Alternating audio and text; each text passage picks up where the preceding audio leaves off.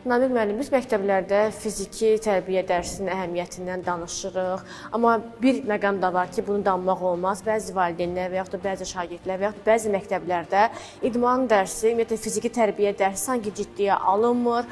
Yəni bir boş dərs kimi görülür bu. Amma bəzi məktəblərdə, məsələn, bu məktəbdə fiziki tərbiyə dərsinə xüsusi maraq var, xüsusi bir dərs kimi yanaşılır.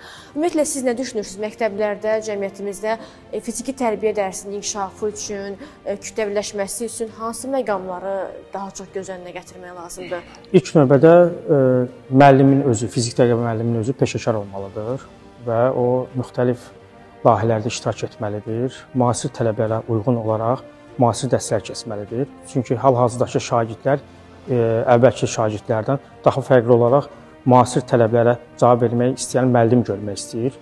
Çünki texnologiyanın inkişafı, yeni dərs metodlarının yaranmasına şagirdlərin də marağı getdikcə artır. Mən belə fikirləşirəm ki, hər şey ilk növbədə peşəkar müəllimdən, yəni ilk növbədə peşəkar müəllim olmalıdır. Müəllim öz üzərində çox çalışmalıdır və şagirdləri fiziki tərbiyə dərsinə cəlb etmək üçün mütləq şəkildə müəllim müxtəlif metodlardan istifadə etməlidir. Fiziki tərbiyə müəllimi seçilərkən hansı kriteriyalar nəzərə alınır? İlk növbədə fiziki tərbiyə müəllimi kənardan fiziki quruluşu, onun xarakteri və onun fiziki tərbiyə fənni üzrə bilikləri əsas götürülməlidir. Bu imtahan olunmalıdır. Bu, bəli, bu dövlət tərəfindən, Elm və Təhsil Naziri tərəfindən imtahanlar nəticəsində onlar keçirirlər və gəlib məktəbdə fiziki tərbiyə müəllimi ixtisası üzrə, yəni müəllim kimi çalışırlar. Bəs amma belə məqam da ola bilər ki, elə uşaqlar da var, əksinə fiziki tərbiyə çox maraq göstərir və fiziki tərbiyə dərsinin başlamağını gözləyir, digər dərslərdən bir növ yayınmağa çalışır, hiperaktiv uşaqlar var da. Bəs bunlara təlimlər keçilirmi ki, yəni hər şey qaydasında olsun?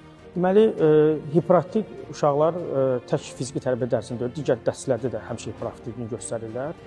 Mən özüm 14 ildir müəllim çalışıram və özüm qabaqcıl təhsilçisiyəm.